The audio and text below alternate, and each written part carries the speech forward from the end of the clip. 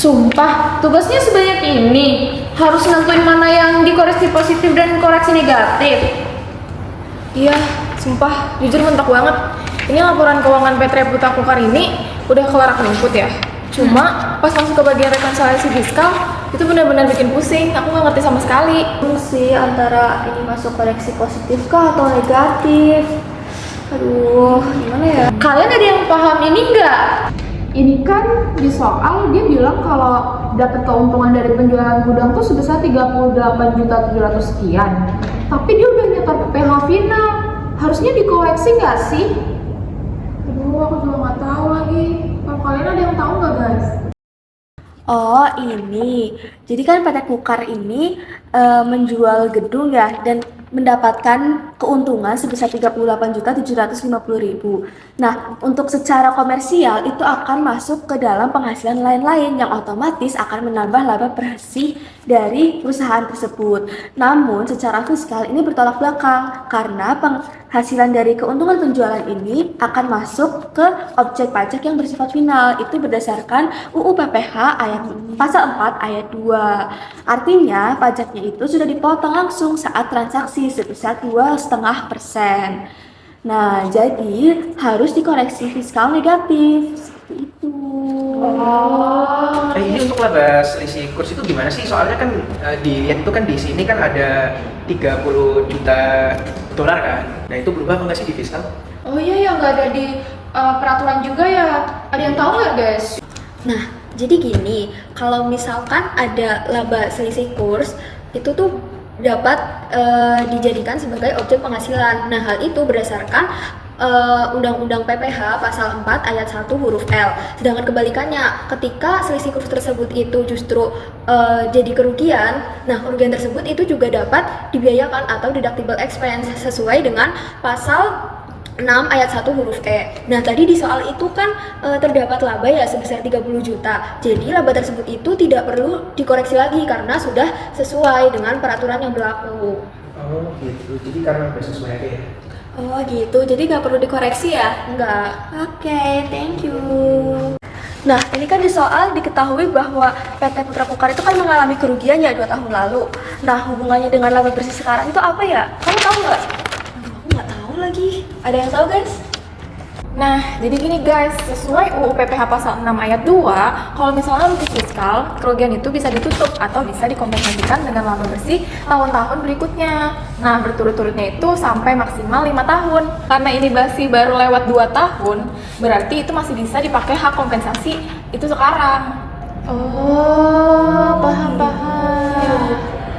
Nah tadi kalau udah ketemu nih, udah dikurangi sama kompensasi kerugian, itu juga masuknya ke PKP. Itu jadinya PKP-nya itu hasil dari laba neto fiskal dikurangi sama kompensasi kerugian, yang mana PKP ini harus dibulatkan kalau angkanya emang di seribuan itu tidak nggak bulat lah.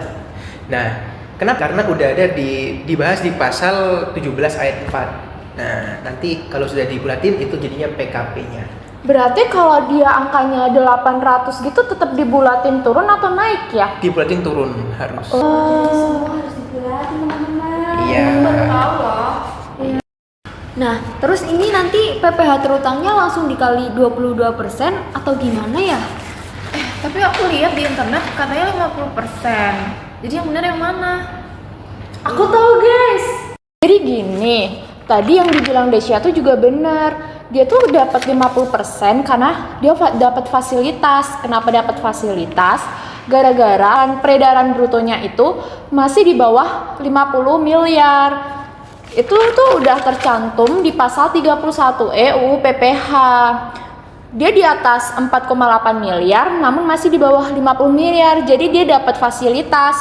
Nah, perhitungannya itu dengan cara 4,8 miliar dibagi dengan peredaran bruto dikali laba bersih. Tapi harus diingat juga peredaran bruto di sini itu enggak yang 45 miliar ini, tapi yang penjualan neto gitu. Habis itu nanti dari fasilitas ini itu baru dikali dengan 22% dan juga dikali sama yang Desya bilang tadi 50%. Itu dapat yang fasilitas. Habis itu baru kita cari yang tanpa fasilitas dengan cara laba bersih tadi dikurangi dengan jumlah fasilitas yang didapat, baru dikali 22%. Nantinya PPh terutangnya itu dari fasilitas ditambah dengan yang non fasilitas, teman-teman.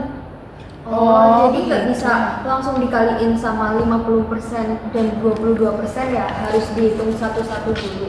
Iya, karena kan dia dapat fasilitas gitu, dan dapat fasilitas tuh bukan berarti cuma dihitung fasilitasnya aja, tapi yang tanpa fasilitas juga tetap harus dihitung. Sekarang aku udah ngerti. Emang agak rumit sih, tapi ya gitu deh peraturan. Akhirnya kita udah sampai di PPh terutang. Jujur capek banget. Hasilnya 1,6 sekian bukan? Iya, sama. Berapa tadi, berapa? 1.622.772.235, bener nggak? Bener banget, bener banget. Akhirnya. Oh, ini perlu ditulis undang-undangnya juga nggak sih? Ditulis aja nggak sih? Biar nggak bingung. Kita nggak Kita bingung. bikin catatan aja gitu, jadi kita nggak bingung. Iya. Lain kali. Di suatu saat kita lupa, kita bisa buka catatan ini lagi. Betul. Nice, sekarang tinggal lanjut ke SPT. BTW nanti habis ini kalian biasa kemana? Mau makan apa? Aduh, kita mau makan nasi Padang. Mau ikut? Padang Boleh, mana? boleh. Padang murah. Mau.